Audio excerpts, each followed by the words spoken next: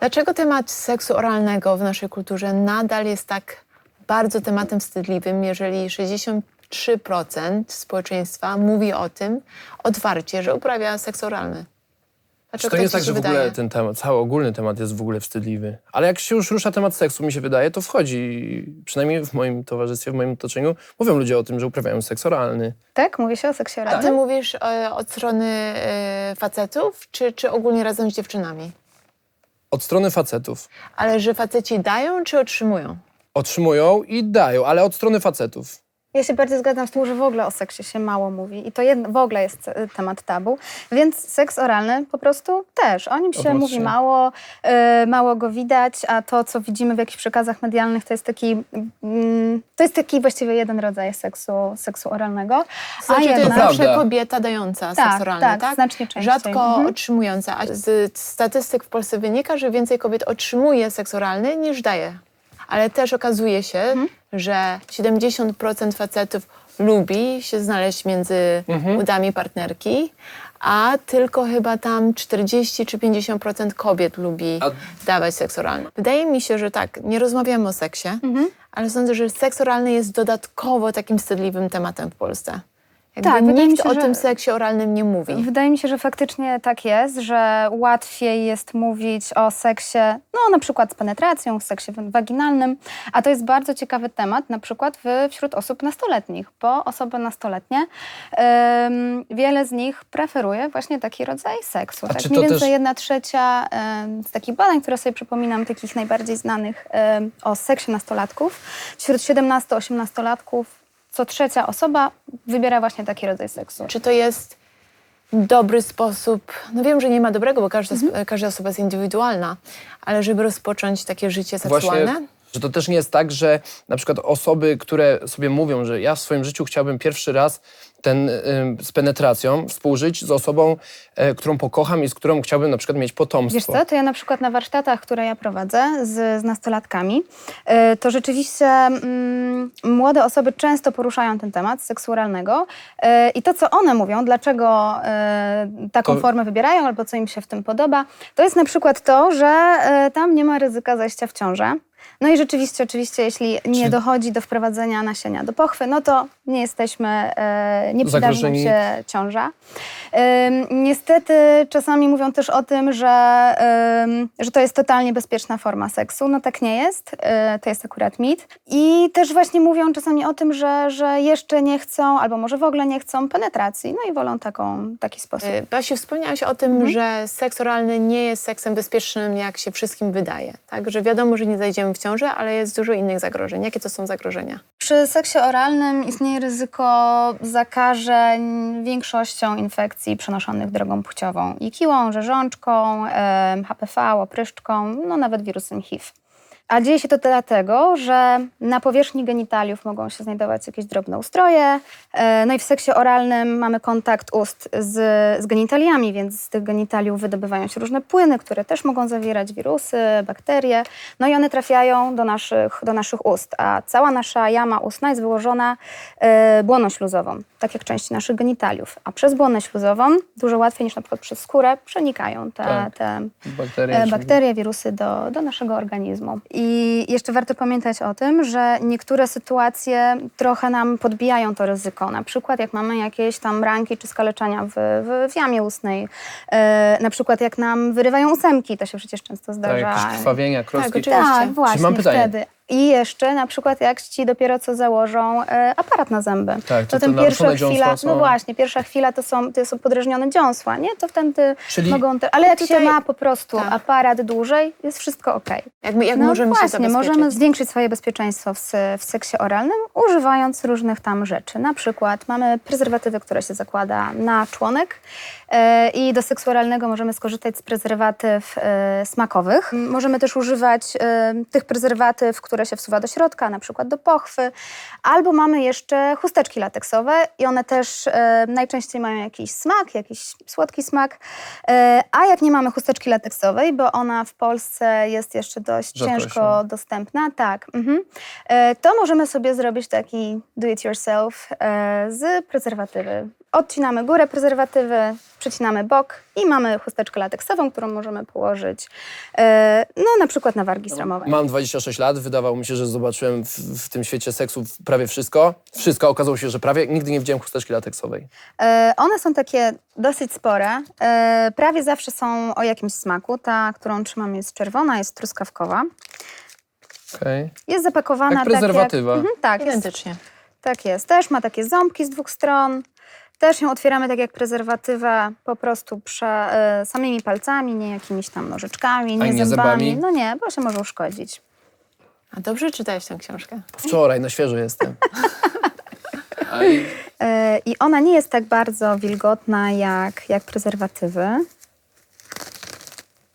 Jest dosyć czyli spora. To jest dosyć spora. Tak, jest duża. Można ją wygodnie nałożyć, na przykład na wargi sromowe, nie? O tak. Czy I na jeszcze odbyt. tutaj, czy na odbyt, tak. I jeszcze tutaj fragmenty będą jeszcze nam odchodzić na uda. I ona nie będzie się przesuwać, bo to jest taki materiał, który się będzie ładnie przylegał. Przylegnie. Tak.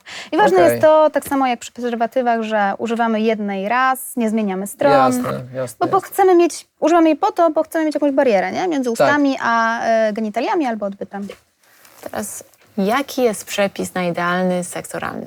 Nie ma jednej instrukcji, konkretnej sekwencji ruchów na idealną minetę albo idealnego loda. Ale co jest ważne? Podstawą jest to, żeby się czuć swobodnie i delikatnie, więc trzeba być przede wszystkim na pewno przygotowanym do tego i to na pewno się nie No wstydzić. to jak się przygotować? Ja na pewno bym zadbał w 100% maksymalnie o higienę. Przed seksem oralnym to jest dobry pomysł, żeby wziąć szybki prysznic albo kąpiel, dlatego że genitalia mają swój zapach i mają swój smak. Tam też są różne bakterie, na genitaliach mamy nawet gruczoły potowe, genitalia się pocą. No i właśnie dlatego w seksie oralnym druga osoba będzie miała bliski kontakt twarzą, nosem, ustami Tak. z naszymi genitaliami. Pewnie wszyscy będą się czuli bardziej komfortowo, jak się po prostu umyją. Rzeczą, która na pewno pomoże nam mieć przyjemność z tego seksu oralnego, jest taka komunikacja. Dobrze by było wiedzieć, czy my na pewno chcemy z tą osobą to robić i czy ta osoba chce z nami. A jak się o tym dowiedzieć najlepiej? No po prostu pogadać o tym. To nie musi być dokładnie dialog, ale to może być też dialog ciała, prawda? Że obserwujemy bardzo czujnie reakcję drugiego człowieka. Jeżeli widzimy, że ta osoba reaguje na jakieś tam pieszczoty Tak.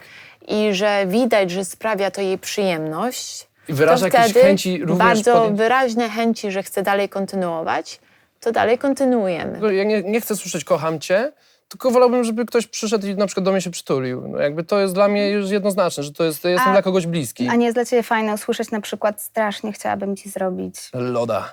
No na przykład.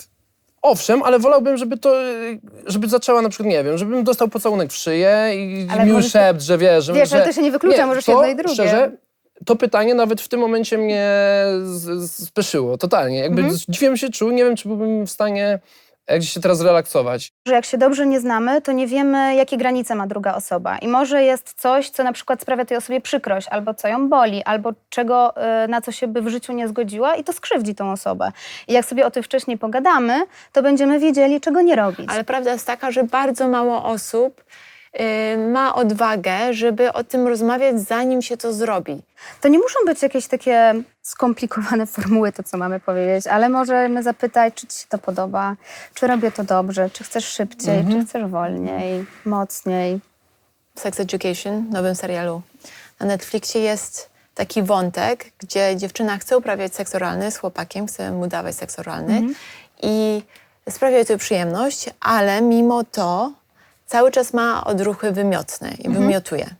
Na niego nawet zwymiotowała. Taki odruch jest rzeczą totalnie naturalną. To znaczy właściwie wszystkie osoby mają odruch wymiotny i tylko się różnimy takim stopniem wrażliwości. Więc taka reakcja jest naturalna. Co można by zrobić, żeby to się nie włączało? A czy kobieta... Jak się zaczyna, na przykład są to pierwsze razy, gdy się uprawia seks oralny, to nie trzeba całego członka od razu wkładać do ust. Można to robić stopniowo. Po prostu Trenować. trochę trenować, ale Przyzwyczajać też, bardziej. ale zanim przyzwyczajać, to po prostu wyczuć ten moment, kiedy to jest jeszcze dla mnie komfortowe, a kiedy już nie. Trochę nam niektóre filmy pokazują, że ten członek, on po prostu musi się cały znaleźć w ustach, a tak nie jest. Po pierwsze, to możemy sobie pomóc na przykład dłońmi i to wzbogacić cały ten, urozmaicić tak cały mówisz, to już stosunek. indywidualnie A poza tym, tak, a poza tym członek cały nie jest tak samo wrażliwy. Ma specjalne miejsca, które są bardziej wrażliwe i będą dawały mocniejsze, przyjemniejsze doznania. Tak. I to jest na przykład, to jest czubek członka, żołądź, czyli jak jest w wzwodzie, to ten taki kapelusz. Kapelusze. Tak. Co zrobić, jeżeli partnerka jest podrażniona i faktycznie zwymiotuje? To się może zdarzyć i chłopakowi, i dziewczynie, zależy Tak. jaka osoba Zgadza się. wykonuje ten seks oralny. Ta sytuacja na pewno nie jest komfortowa. No, to nie jest coś, czego się spodziewamy, czego chcemy w łóżku, ale pamiętajmy wtedy, że jest to naturalne, to jest naturalny odruch, to nie jest nasza wina, nie zrobiliśmy tego specjalnie. Myślę, że bardzo ważna jest w takim momencie reakcja drugiej osoby. Dla osoby, której się to przydarzyło, to nie jest komfortowe i ta druga osoba może ją trochę wesprzeć. Bardzo ważne jest to, żeby nie wyśmiała tej osoby. Ale bardziej by się, bo tu nie ma co się śmiać, jakby totalnie nie ma się z czego śmiać. I myślę, że taka sytuacja powinna pozostać między tymi dwiema Totalnie osobami, tak. jeśli to się wydarzyło. Ja To jest też intymna. to się nie zgodzę, że nie ma co się śmiać, bo w zależności jakie macie relacje, prawda? Jeżeli partnerka zaczyna się śmiać, bo dla niej to było śmieszne, no To na pewno również- trzeba godzić sytuację. Oczywiście, że wtedy tak. tak. Poczucie humoru jest super Tak. w łóżku. Śmianie się, a nie wyśmiewanie się. A to duża różnica. Tak. No a tak jak obalamy stereotypy, to jak rozmawialiśmy o robieniu loda i na przykład o odruchu wymiotnym, to może pogadamy o robieniu minety. Tak. Przy lodzie mówiliśmy o tym, które miejsca na członku są bardziej wrażliwe. No to na przykład przy robieniu minety dla większości osób takim bardzo, bardzo, bardzo wrażliwym miejscem jest łechtaczka.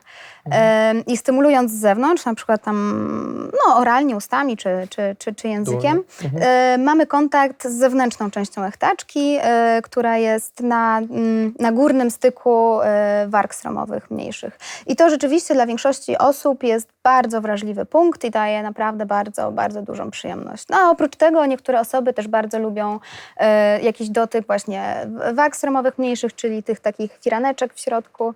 Te mniejsze rozumiem czasami większe. Tak, mogą Przeczytam mogą też. To wystawać. było tak, ciekawe. jasne.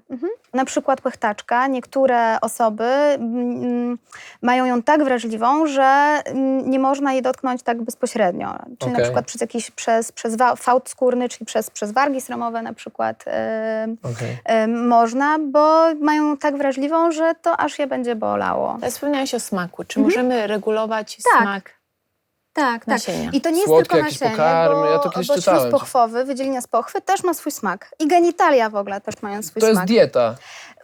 Masz rację, głównie to jest dieta. A co z tej diety? Hasło, A co z tej jesteś jesteś tym, co jesz. I to nie Ale jest... co z tej diety konkretnie? Wiem, że ananasy, soki Ananasy ananasowe, pomagają, to prawda. a to prawda. A co szkodzi? Ale jeszcze co szkodzi? Czarna herbata, kawa? Kawa. Rzeczy, które wyostrzają nasz smak, to papierosy. Bardzo papierosy zmieniają smak. Możemy też zmienić sobie ten smak w trakcie, podczas seksu oralnego. Możemy korzystać z jakichś żeli smakowych, Tak. olejków smakowych. Niektóre osoby lubią owocowe smaki, one są słodkie. No, dla wielu osób jest to przyjemne. A te żele też mają jakąś taką funkcję, że one też stymulują, trochę przedłużają Niektóre często. mogą, tak, niektóre mogą. Ale jeśli mamy taki pomysł, żeby skorzystać z jakiegoś naturalnego cukru, na przykład takiego, którego mamy w kuchni, typu bita śmietana, miód, one są fajnym dodatkiem do naszego życia seksualnego, jasne, ale naturalny cukier bardzo lubią bakterie. I jak sobie Tak, go dołożymy Candida. jak sobie go dołożymy na nasze intymne miejsca, to Ona się tam może zbuduje, się... to jest super środowisko do rozwoju tych wszystkich bakterii. Także Możemy mieć z tego po co je infekcję. zapraszać? Po co je Tak, zapraszać? Tak. Czy seks oralny jest moralny? Każdy ma prawo do swoich Upodobań. wartości, ocen moralnych, do własnych wyborów. I to jest prywatna sprawa każdej osoby, obojętnie w jakiej jest wieku, na co się decyduje i co o tym myśli.